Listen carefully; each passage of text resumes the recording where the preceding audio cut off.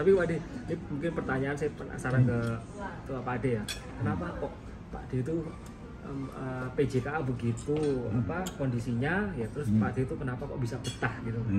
Apa karena setelah dijalani ternyata memang passionnya Pak De itu tentang kereta api atau tentang melayani orang atau bagaimana Pak De? Ya itu passion saya aja begitu. Dan saya itu ada kecenderungan gitu ya. Dulu kan orang kereta api kan kelihatan kotor-kotor gitu ya. Oh iya. Ya. Apalagi di lapangan ya Pak De ya? Iya. Nah itu justru saya itu enggak tahu ada passion saya itu ya. Sebagai laki-laki seneng. Nah tangannya geluk-gelutan, kena gemuk, kena vaselin. Rasanya bangga gitu. Nggak tahu itu. Terlihat kesannya pekerja keras gitu Pak De. Terus akibatnya mendorong saya betah. Nggak saya dibujui, enggak. Suruh pindah enggak. Benar. Tanya tadi kan. Apalagi latar belakang Pak De kan sarjana kan Pak De ya. Jadi zaman itu kan saingan masih sedikit juga Pak De sarjana kan. Tadi otomatis peluang untuk dapat kerja lebih baik daripada kereta api kan pasti ada Pak De. Penghalangnya juga ada. Oh iya Pak. Dari senior. Dulu kan ada namanya AK ya, Akademi Jabatan Kereta Api. Ya, itu kalau akademi itu kan tingkatannya kan D3. Ya. Public efeknya itu kan begitu. Tingkatannya D3. Ya. Tapi itu senior-senior itu ya menuntut pakai gelar belakangnya SL, Sarjana Lalu Lintas. Ya toh? Itu saya pernah dihina. Betul. Kenapa Pak De sebabnya? Gini, angkatan saya itu 27 orang. Ya.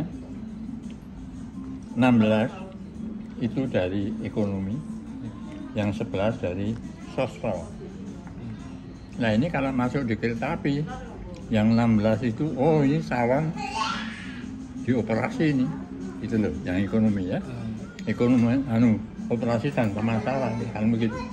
Kalau yang sosro itu di administrasi. Nah dalam kursus ada pembedaan. Kalau yang operasi, saya khususnya L3. Kalau administrasi A3. Terus tadi saya nyebutin ada teknik SMPT apa tadi? Yang lulusan dari itu ya. Itu kawan yang rumahnya Surabaya ini, Jack Tiono itu dari SMP. Traksi tadi ya. Tingkat pertama terakhir itu ya. Nah saya masuk itu ini adik-adik itu dari luar ya, S1 tapi dari luar ya. Nah itu adik-adik itu untuk kereta api, ilmu adik-adik itu cuma segini gitu, sekuku gitu kayaknya. Oh sampai segitunya? Ampun itu. Dan kalau ada yang mau berprestasi selalu dihambat. Betul, itu selalu dihambat.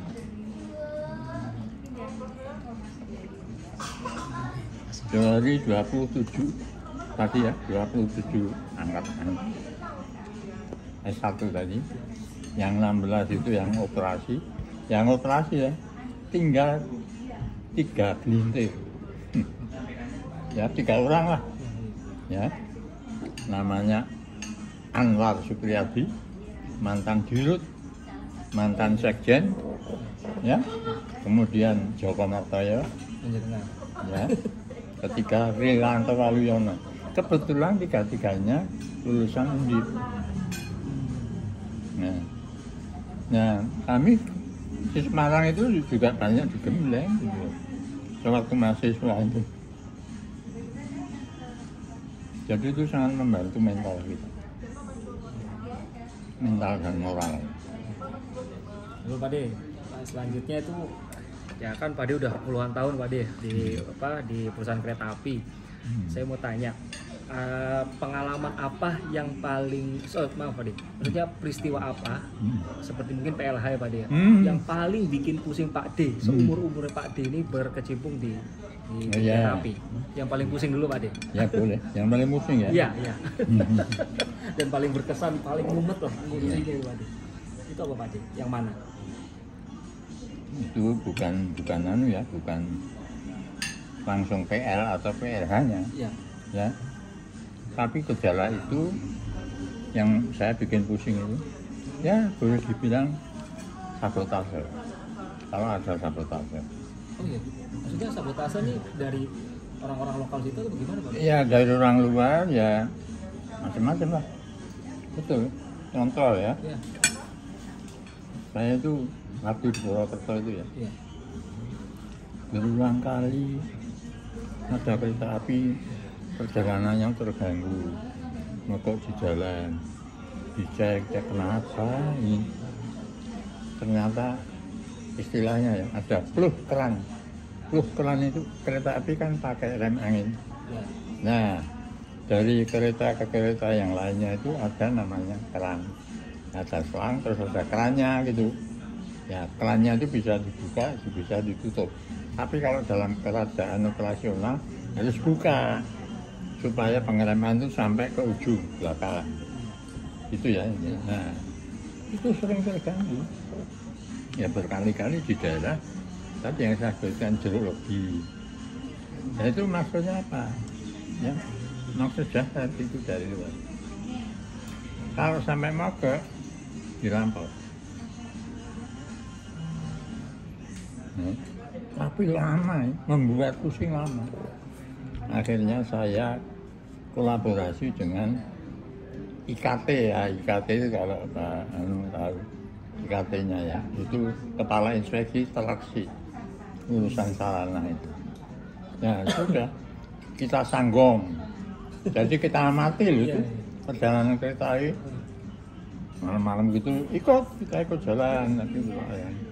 Itu lama-lama ketahuan. Tapi sebelumnya pusing. Belum lagi sabotase yang apa namanya tiba-tiba gerakan ini. Aneh juga anggapnya. Jadi ketahuan kan, dicari penyebabnya. Bekas-bekas kan ada. Jadi kalau istilahnya kita forensik itu, kita awali dari bekas pertama, turunnya roda dari rel. Itu. Nah, mulai kapan ini? Ya, terus gimana ini kok bisa begitu? Ya, jadi ada pelambatannya sampai mana? Kan gitu. Terus baru kejadian anggap. Ya. Nah ini nanti kalau namanya CO, Komisi Onderzoek, kita itu dulu dalam struktur organisasi terdiri dari inspeksi. Ya belum ada daerah ini belum. Ya, inspeksi. Jadi setiap kepala inspeksi itu ada sebutannya. Itu di bawahnya eksploitasi ya Pak De? IKT tadi ya, Kepala Inspeksi Taksi. IKL, Kepala Inspeksi Lalu Lintas. Ya, itu.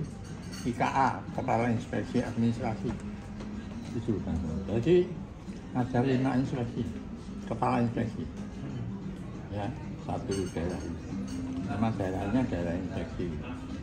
Nah, kalau ada komisi onderzoek, gegeran ini, terutama dari sarana, terutama yang teknik-teknik ini. Kalau human error itu kadang-kadang urusannya paling belakang, tapi yang teknik ini geger ribet gitu, nggak ketemu pusing saya.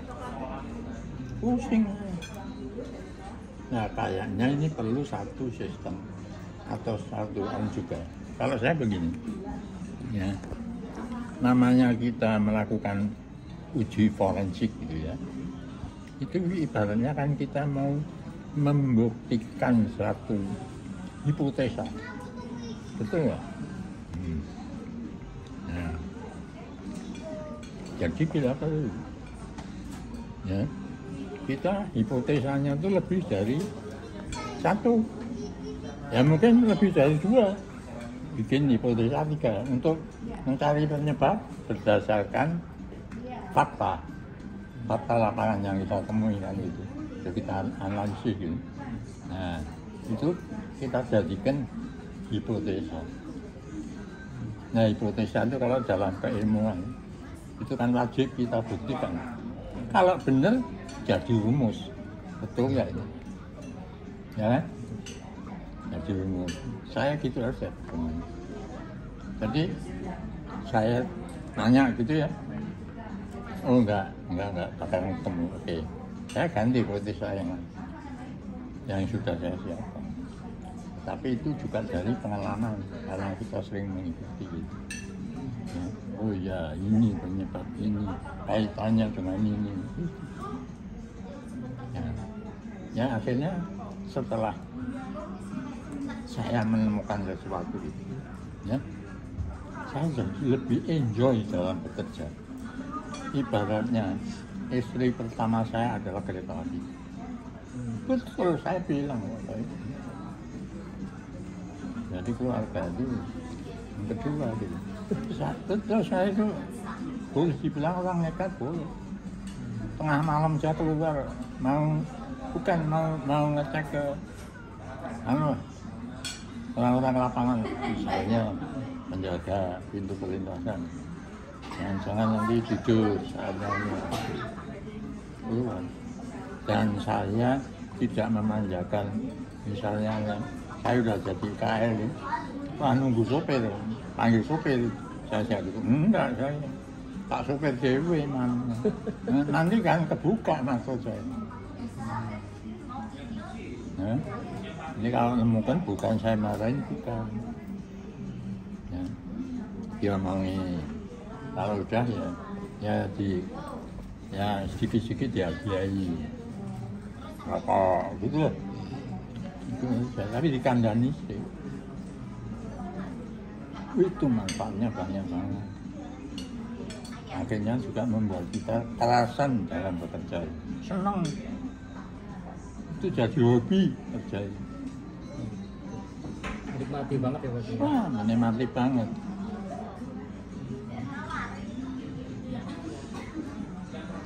Kebetulan zaman reformasi, ketemu orang namanya Ignatius Yono.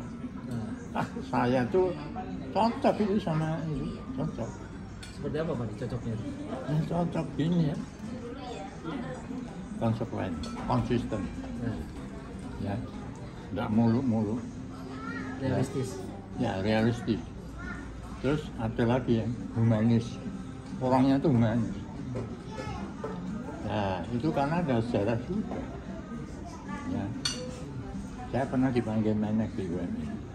Waktu itu Pak Sofian Jalil. Urusannya apa? Zamannya Pak SBY? Bukan. Bumega. Pak Sofian Jalil. Sofian Jalil. Perhubungan waktu itu. Bukan, Menek BUMN. Oh iya. Lalu apa sih? Dari Menkominfo tadi. Oh. Zamannya Gus Dur Ya, ya? Sofian Jalil. Oh iya. Gus Dur Megawati. Gus Dur Megawati. Gus Dur Megawati. Ya, itu Menek BUMN-nya Sofian Jalil. Saya baru membuat LSP, Lembaga Sertifikasi Produksi. Dipanggil Pak Sofian karena itu saya melakukan uji kompetensi untuk operator kereta api. Operator kereta api itu masinis, asisten masinis, penjaga pintu perlintasan, juru periksa jalan kereta api, dan PPKM yang jaga stasiun, yang pakai plat merah itu, yang mengizinkan dan melarang kereta api masuk stasiun di PPKM. Nah, saya panggil tiba-tiba ada pertanyaan iseng aja dari Pak Sofian Jalil. Kalau pernah ada enggak kereta api itu direkturnya dari luar? Pertanyaannya gitu. Nah, barengan saya dipanggil itu, kalau saya dengan kawan-kawan LSP ini kan pensiunan. Ditanya gitu ya, enggak berani jawab dong, pensiunan dan tidak punya hak jawab. Di situ ada yang aktif ya. direktur teknik sama direktur personalia. Diam aja. Nah, gitu. Tadinya ditanya, loh ini dirutnya kemana? Nah itu, dirutnya tuh nggak ada dipanggil. Mana BUMN? Oh, dipanggil tapi tidak hadir. Tidak ada. Itu sudah kelihatan marah. Nah makanya ini yang ditek sama direktur personalnya ya juga diem ya. Diulangi pertanyaan sama Pak Sofian Jalil. Enggak itu, siapa itu? Namanya Sujono. Kayak gitu. Ya baru jawab. Yang aktif. Oh itu anu Pak. Mantan Sekjen Perhubungan. Nah itu. Nah terus kalau Kramat Dibrata, nah itu yang jawab ini pensiunan ini. Oh enggak Pak, itu nama satu orang, Sujono Kramat Dibrata. Nama satu orang, gitu kan. Jadi pengalaman bahwa itu dari luar. Kita mikir, oh ini gara-gara ada pertanyaan dirutnya kemana tadi, mesti harus diganti. Kayak gitu sudah. Benar ya, 2 hari kemudian, waktu itu belum musim WA, belum adanya BlackBerry. Ya tak? Oh, iya. Loh saya terima. Direktur Utama Kereta Api Ignatius Jonan. Loh, gitu. Terus 1 hari kemudian mau diadakan sertijab. Ya. Diundang dengan teman-teman dari LSP itu. Iya, yang pensiunan seperti Pak Ade ini ya. Ya, itu satu ruang table isinya pensiunan semua itu. Iya. Tapi ada beberapa ahli itu, ahli traksi, ahli jalan bangunan, macam-macam untuk operasi. Ya operasinya terus terang saya gitu ya. Ya gitu. Nah ini ceritanya habis jam 3, udah malam pulang. Saya jalan kaki mau ke tempat parkir mobil. Saya nebeng teman saya. Ya. Tiba-tiba Pak Yunan itu ngejar, Pak, tunggu Pak. Tak panggilkan sopir saya dulu. Gitu. Enggak Pak. Kami coba mobil sendiri. Gitu. Kayak gitu. Yunan. Jadi itu sudah dibisiki sama Pak Sofian Jalil, Pak Yunan. Ada perhatian sama Joko, sama Sahidi, itu macam-macam nih. Yang teman saya di LSP itu. Kan gitu. Ya terus cepet. Nah dalam perjalanannya Pak Yunan bawa namanya Bu Ela itu tadi. Zubaidi. Ela Baidi. Nah itu tiba-tiba itu nyelala itu Pak Yunan senangnya bulan nyelala gitu. Jadi manggil saya itu bos Jason. Kepingin ke kantor saya LSP tadi, ya kan? Nah ngabarin nanti yang jam sekian. Tiba-tiba ada kabar lagi, aduh mohon maaf, nanti kita undur, saya bisanya agak sore. Betul, kita tungguin, ya harus menghargai. Sudah mau dikunjungi sama dirut baru. Tiba-tiba saya datang ini, bawa kue lain lagi. Kue lain Baidi. Nah itu sebelumnya saya sudah kenal. Itu suka guyon gitu. Itu suaminya kan, Pak Ubaidi itu juga pejabat. Cukup ya. Nah tiba-tiba ini sempat guyon sama saya itu, Pak. Ini saya tadi melihat foto-foto di auditorium. Ternyata namanya Pak Roni itu, zamannya Pak Roni itu mengalami zaman keemasan. Itu Bu Ela itu memang. Ya lah. Terus setelah itu pas rapat dengan Pak Yunan pas istirahat itu cerita gitu tuh ngobrol, kita masih rapat loh di ruang rakor ya sama Pak Yunan Pak Joko, ini Pak dibawa ke auditorium Saya lihat foto itu, tuh, ya kan, betul kan? Zamannya Pak Roni, zaman keemasan. Karena apa? Figurannya itu pakai warna emas. Figurannya itu, wah ini Guyon, wah ibu ini Guyon.